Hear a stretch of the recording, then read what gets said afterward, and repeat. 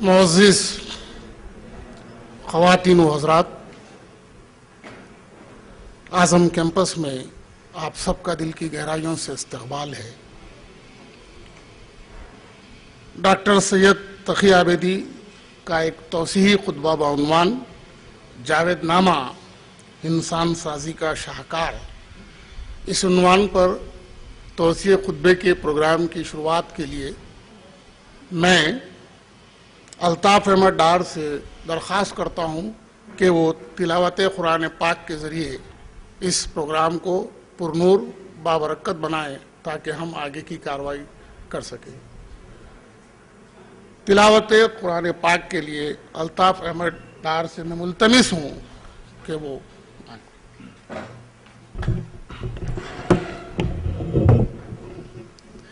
أعوذ بالله من الشيطان الرجيم بسم الله الرحمن الرحيم الحمد لله رب العالمين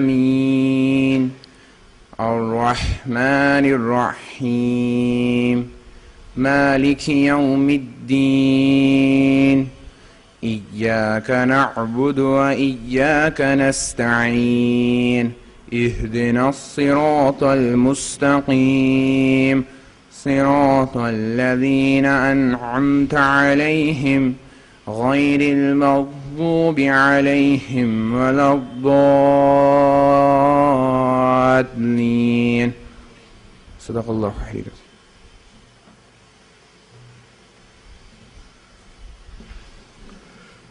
شکریہ الطاف احمد ڈار صاحب۔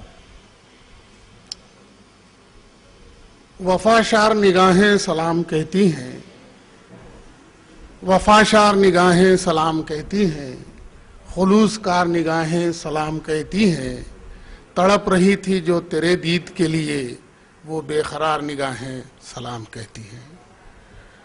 تمام حاضرین مجلس جو اس خطبے کے لیے سماعت کے لیے جمع ہیں، میں پھر ایک بار آپ سب کا تہہ دل سے شکریہ ادا کرتا ہوں، اور آج کے اس جلسے کے استقبالیہ خطبے کے لیے میں جناب منور پیر بھائی سے درخواست کرتا ہوں کہ وہ آئیں اور استقبالیہ خطبے سے ہمیں سرفراز کریں۔ جناب منور پیر بھائی۔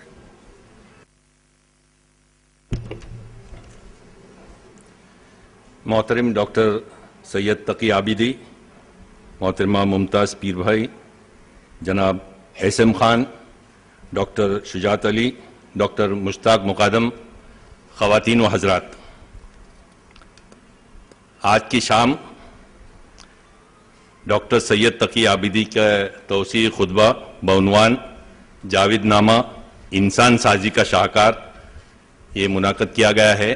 آپ لوگ اتنی بڑی تعداد میں یہاں تشریف لائے ہیں، میں آپ سب کی طرف سے آج کے مہمان کا خاص طور پر خیر مقدم کرتا ہوں۔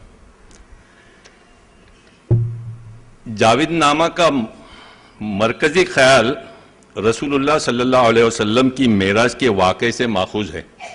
جاوید نامہ کی بیاض اقبال میوزیم جاوید منزل پر میں محفوظ ہے۔ وہ جو بیاض جنہوں نے انہوں نے ہاتھ سے لکھی تھی اور بعد میں وہ کتاب کی شکل میں شائع ہوئی، وہ محفوظ ہے اقبال میوزیم میں جو کہ لاہور میں ہے۔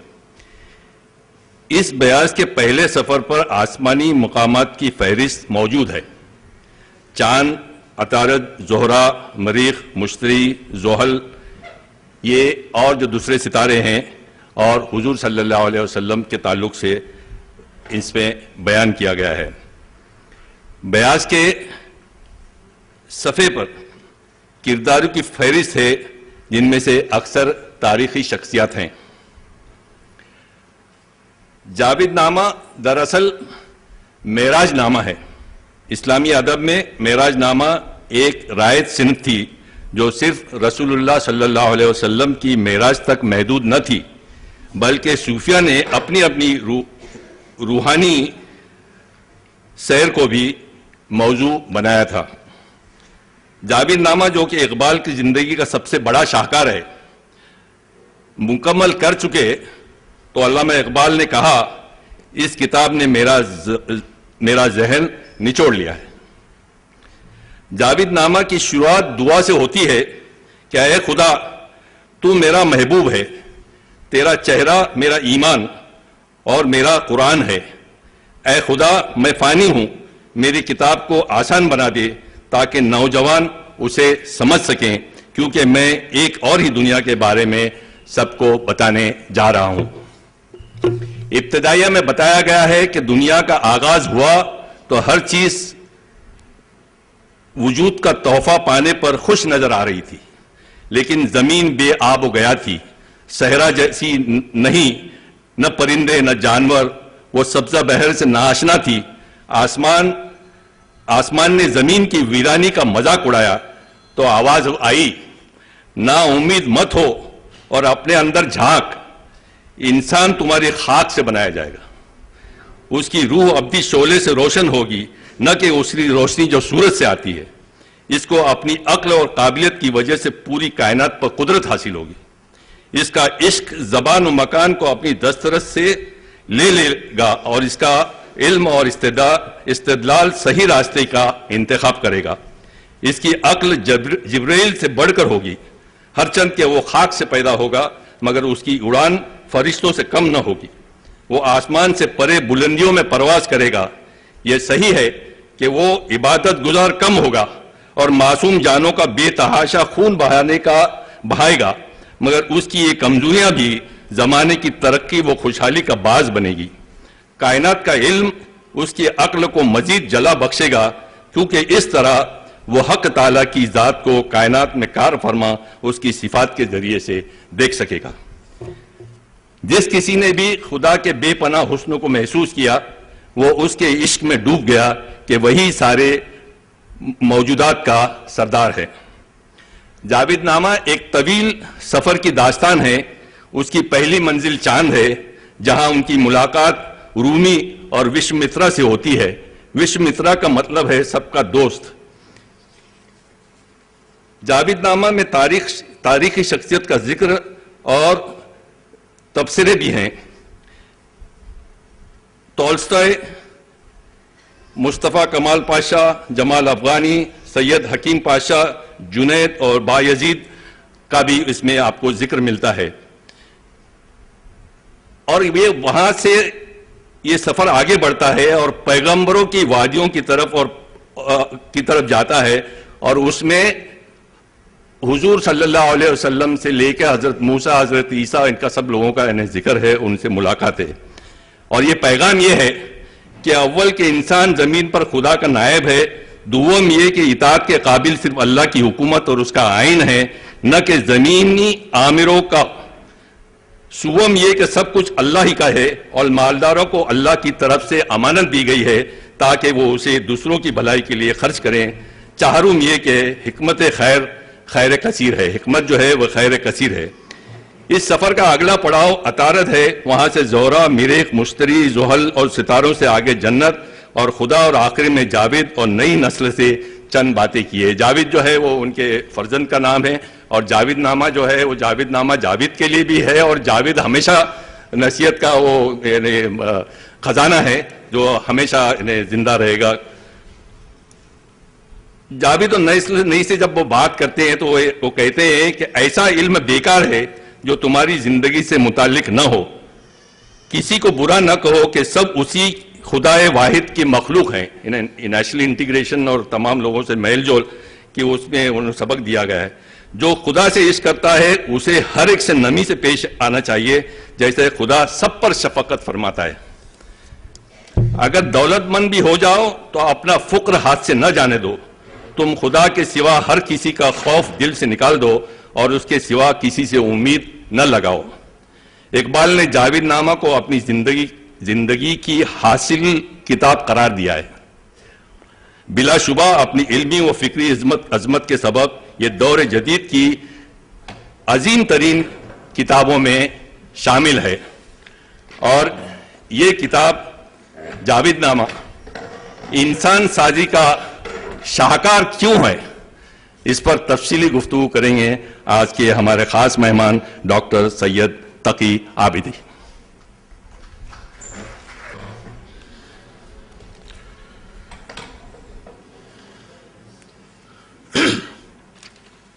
حاضرین باتمکین، آپ نے مختصراً جناب منور پیر بھائی کے ذریعے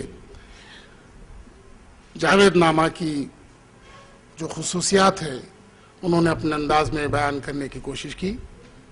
اسٹیج پر متمکن عالی جناب پی اے انعامدار صاحب، جناب منور پیر بھائی صاحب، محترمہ ممتاز پیر بھائی صاحبہ، مشتاق صاحب، خان صاحب، حاضرین باتمکین، آداب عرض ہے۔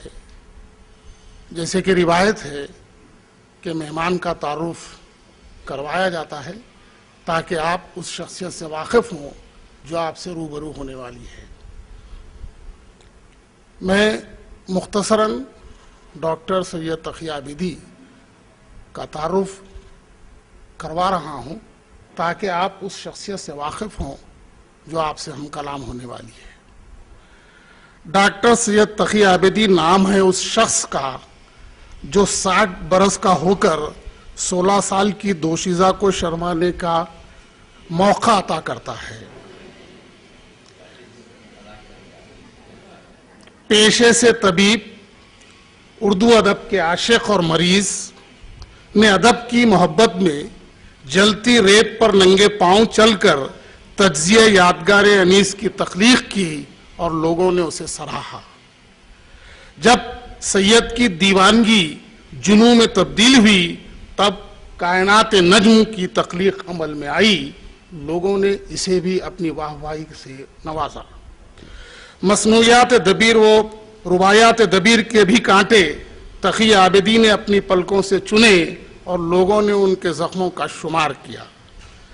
صاحبوں و محبان تقی عابدی، ڈاکٹر سید تقی عابدی اپنی انا کی تسکین یا خود پسندی کے لیے نہیں لکھتے بلکہ اپنی فکر کو ایک سمت عطا کرتے ہیں۔ ڈاکٹر تقی عابدی کے یہاں احتساب کے اپنے اصول ہیں، اس لیے فیض فہمی نے اتنی شہرت حاصل کی اور گزشتہ سال ہم نے دیکھا کہ فیض فہمی کا رسم اجرا اسی اعظم کیمپس میں منعقد ہوا جس کو آپ سب لوگ گواہ ہیں۔ حضرات و خواتین، ایک سید نے، میں ایک استعارہ استعمال کر رہا ہوں، جرت ہو سکتی ہے، غلط فہمی نہیں، ایک سید نے مسلم علی گڑھ یونیورسٹی قائم کی اور اس سید نے اعظم کیمپس مہاراشٹر سے لے کر بر صغیر تک، امریکہ سے لے کر کینیڈا تک اردو کے ایسے مرکز قائم کیے ہیں جہاں کا ہر مرکز کسی یونیورسٹی سے کم نہیں۔ یہ اردو کا بولتا ثبوت ہے۔ عہد جدید کا یہ سید اردو کے سارے عالم میں ایک معتبر و مستند نام ہے۔ آپ با ایک وقت نقاد، شاعر اور محقق ہونے کے علاوہ رسائی ادب کے ماہر ہیں اور اردو کے گمشدہ سرمایہ کو دنیا کے سامنے لانے کا صحرا تقی عابدی کے سر بنتا ہے۔ میں نے پچھلی تعارف میں کہا تھا کہ خوبصورت چہرہ سچائی کا پرنور حالہ کیے، خوبصورت چہرہ سچائی کا پرنور حالہ کیے، صداقت و محبت و خلوص کا اجالا کیے، یہ سب مجسم ہوتا ہے تو لوگ اسے تقی عابدی کہتے ہیں۔ آج کے اس سید کے خیالات سننے کے بعد اس سے عقیدت اور بھی بڑھ جاتی ہے۔ آئیے اردو ادب کے اس تاج محل کو سلام کریں جو جاوید نامہ کے کچھ موتی بکھیرنے جا رہا ہے، اس کا ادب کریں اور تعظیم ہماری ذمہ داری ہے۔ آئیے استقبال کریں اس شخص کا جو اردو کا سفیر، اردو کا پاسبان بھی ہے اور یار مہربان بھی، جسے دنیا ادب پیار سے ڈاکٹر سید تقی عابدی کے مقدم نام سے جانتی اور پہچانتی ہے۔ بلندیوں پہ چمکو تو سب ہمواری ہیں، بلندیوں پہ چمکو تو سب ہمواری ہیں، یہ لوگ ڈوبتے سورج کے کب پجاری ہیں۔ جناب سید تقی عابدی کے استقبال کے لیے میں پی اے انعامدار صاحب سے درخواست کرتا ہوں کہ وہ گلہائے محبت پیش کریں اور ان کا استقبال کریں۔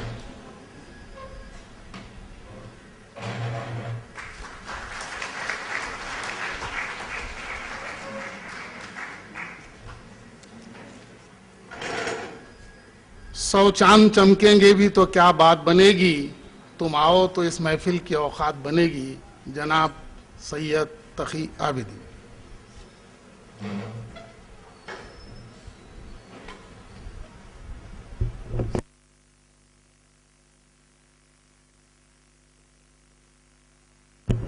शहनशीन पर तशरीफ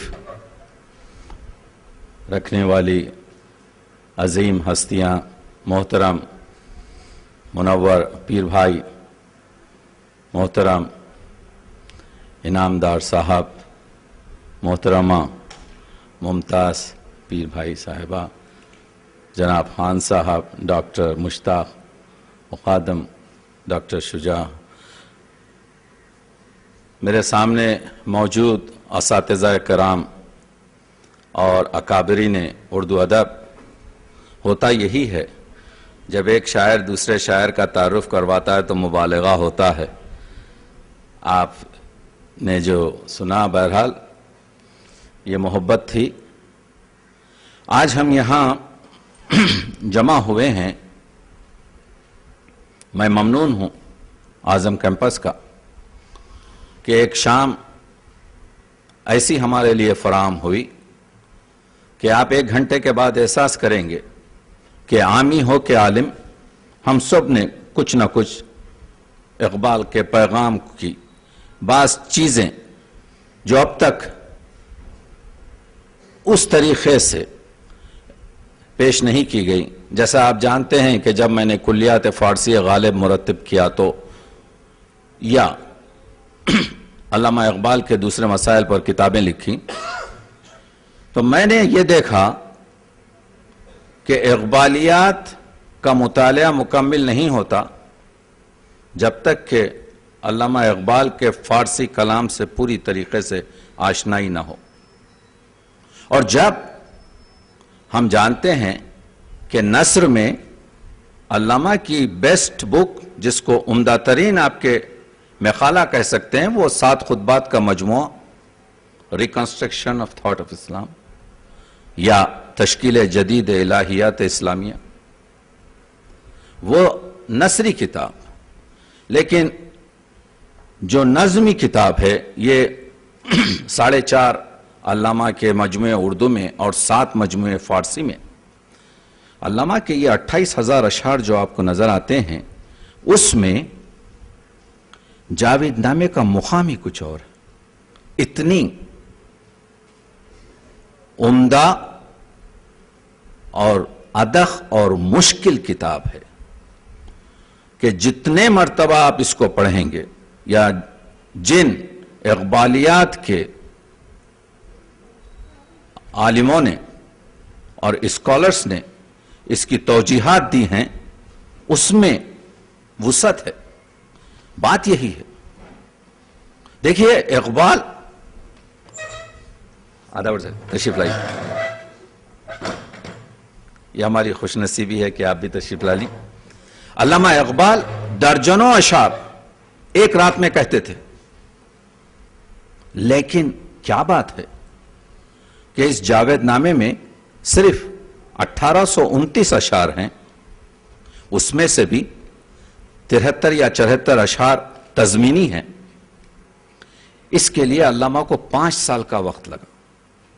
और जैसा अभी पीर भाई ने कहा, दीन मोहम्मद तासीर को खत में लिखा कि मेरा दिलो दिमाग निचड़ गया। वो शख्स जो 5 साल तक इस काम में मशगूल हो, और किसी भी तसनीफ पर अल्लामा ने उस जमाने के किसी अखबार में दिबाचा या तारुफ नहीं लिखवाया। यह सिर्फ जावेदनामा था कि चौधरी मोहम्मद हुसैन से कहकर, और उन्होंने खुद इक़बाल ने अपनी जिंदगी में कबूल किया कि मैंने उस पर अपनी नजर डाली है। मुकद्दमा जो नरंगे ख्याल में शाया हुआ, और उस जमाने के अखबार लाहौर के जो पैसा अखबार निकलता था, पैसे में शाया, और उसमें यह बताया गया कि इसमें क्या मसाइल है। क्योंकि गुफ्तगू ज्यादा है और यह तौसीई लेक्चर है, इसमें हमको कुछ खुश्क रास्तों से गुजरना पड़ता है تاکہ توسیع لیکچر اور ایکسٹینشن لیکچر کا مدعا بھی پورا ہو جائے. تو آپ دیکھ رہے ہیں کہ اقبال نے یہ کہا جاتا ہے کہ 1915 اور 1916 کے درمیان اسپین میڈرڈ سے پروفیسر ایسپن نے ایک کتاب شائع کی، the Divine Comedy and Islam. Divine Comedy of Dante تو پرانی موجود تھی، لیکن اس نے یہ بتایا کہ اس مصنف ڈانٹے نے جو سیر افلاک کا تصور پیش کیا ہے یہ در حقیقت اسلام سے لیا، یہ در حقیقت معراج سے لیا، اگرچہ کہ دبے الفاظوں میں اس کا اقرار نہیں کیا ہے. یہ کتاب جب پروفیسر ایسپن کی چھپی تو اقبال کو کہ ذہن میں پہلے سے یہ چیز تھی کہ ایک معراج نامہ لکھیں، تو انہوں نے یہ تمثیلی نظم معراج نامہ لکھنے کا داؤ ڈالا اور وہاں سے انہوں نے مطالعہ شروع کیا. میں نے چھوٹی سی تحقیق کی تو مجھے معلوم ہوا کہ اقبال نے درجنوں کتابوں کا مطالعہ کیا. سنائی کی سیر العباد علامات سے لے کر ابو سینا کے جو 2 رسالے ہیں جس میں سیر افلاک پر گفتگو ہے وہی نہیں، بلکہ جو معراج نامے ہمارے پاس ہیں، خسرو کے پاس معراج نامہ ہے، نظامی گنجوی کے پاس معراج نامہ ہے، اسی طرح سے عبد الرحمن جامی کا، غالب دہلوی کا، ان تمام معراج ناموں کو پڑھا. خطوط اگر آپ علامہ اقبال کے مطالعہ کریں تو آپ دیکھ رہے ہیں کسی کو لکھ رہے ہیں کہ میرے لیے یہ کتاب فراہم کر دیں، لیکن 3 کتابوں کو خود کہتے ہیں کہ میں نے بدقیق اس کا مطالعہ کیا. ایک دا ڈیوائن کامیڈی آف ڈانٹے، اور دوسرے یہ جو عربی نابینا شاعر تھا ابو العلا مورہ، اس کی الغفران. الغفران سیر افلاک ہے لیکن ادبی نوعیت کی ہے. اور تیسرے ابن عربی کی فتوحات مکیہ. تو یہ 3 کتابوں کو اساس بنایا،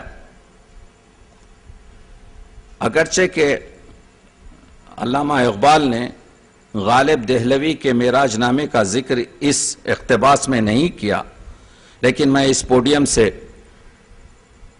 کہہ سکتا ہوں کہ علامہ نے اس کا مطالعہ ضرور کیا، اس وجہ سے کہ جس مقام پر غالب کو انہوں نے رکھا، غالب نے اپنے معراج نامے میں یہی لکھا تھا کہ میرے اجداد صف بند ہوئے کعبے کے سامنے کھڑے رہے.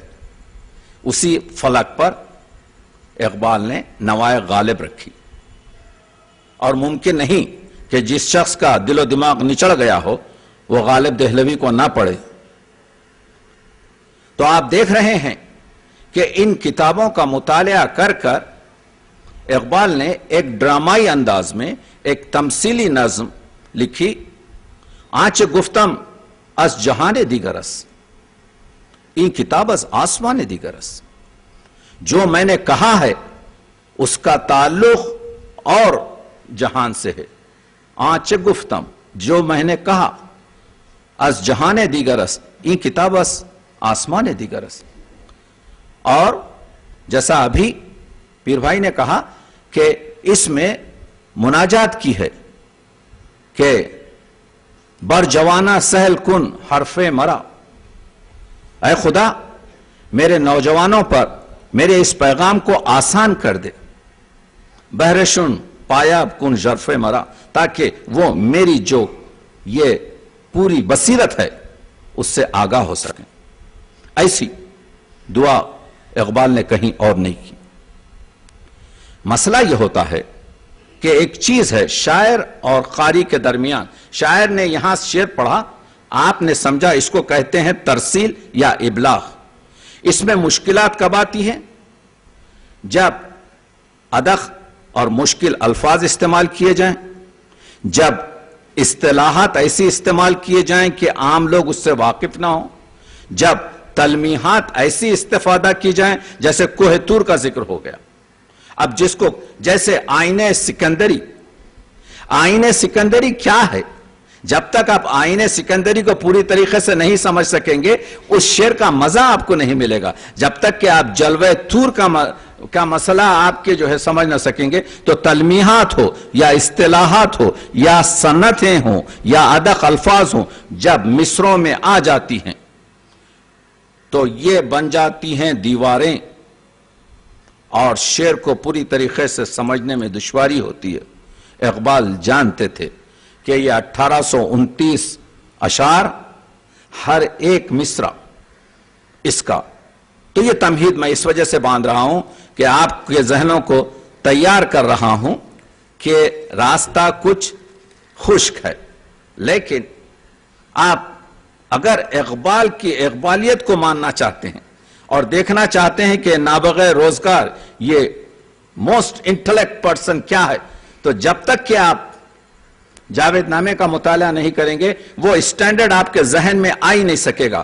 جاوید نامہ وہ چیز ہے اور اس کو بہت سے لوگوں نے اس ایک بڑا پتھر جان کر اسے چوم کر چھوڑ دیا. بہت عمدہ چیز ہے، بہت فلاں ہے، انفرادی ہے، اس سے کچھ حاصل ہونے والا نہیں.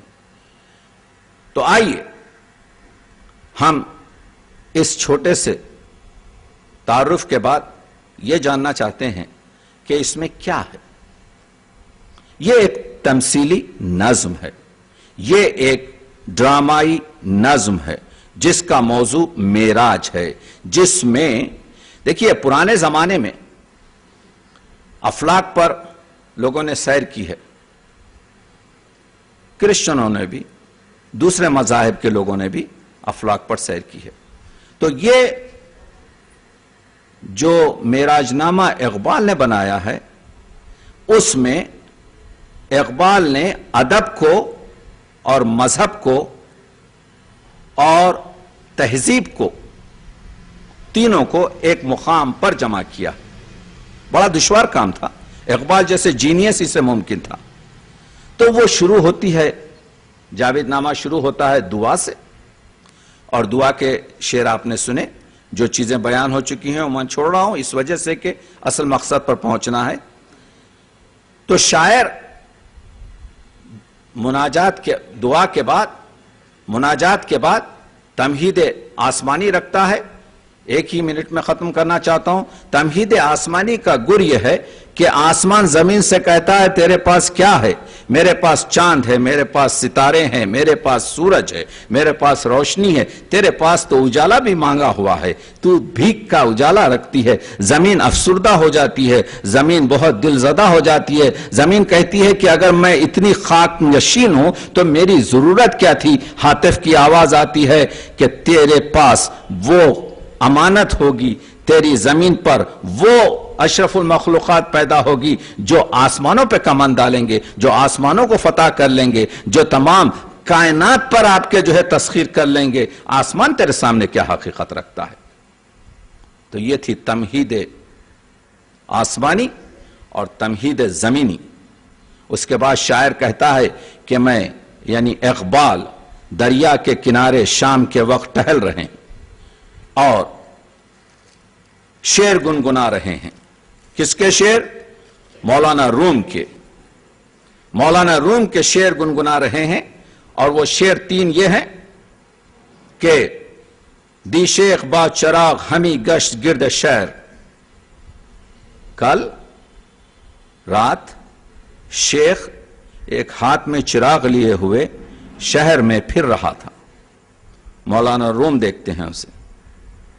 کس دام وود ملولم و انسانم آرزو، کہ میں حیوانوں سے تنگ آ چکا ہوں، دل میرا مرجھا چکا ہے، میرا دل چاہتا ہے کسی انسان کو دیکھوں. زی ہمراہان سست عناصر دلم گرفت، یہ جو میرے اطراف جو عناصر ہیں سست، بیکار، جاہل، کمزور، ان سے میں افسردہ ہو چکا ہوں. شیر خدا و رستم دستانم آرزوس، میری آرزو یہ ہے کہ کوئی شیر خدا سے ملاقات ہو. میری آرزو یہ ہے کہ کوئی رستم دستان سے ملاقات ہو. مولانا نے کہا، مولانا روم نے، گفتم کہ یافت می نشوت جستیم ماں. مولانا روم نے کہا کہ یہ جو تمہاری آرزو ہے کہ انسان ملے، ہم نے بہت ڈھونڈا ہے، ہمیں نہیں ملا. گفت شیخ نے کہا، گفت آنکھ یاف می نشوت انم آرزوس. شیخ نے کہا جو چیز تم کہہ رہے ہو کہ نہیں ملتی ہے، میں اسی کو، وہی میری آرزو ہے کہ اسی کو ڈھونڈوں. یہ شعر اقبال گنگنا رہے تھے. تو کہتے ہیں کہ پہاڑ کے پیچھے سے مولانا روم کی روح آئی، اور جب مولانا روم کی روح آئی تو کچھ سوال و جواب پیر ہندی اور پیر رومی اور مرید ہندی میں یعنی مولانا روم میں اور اقبال میں شروع ہوئے. وہ دو نقطے میں بتا کر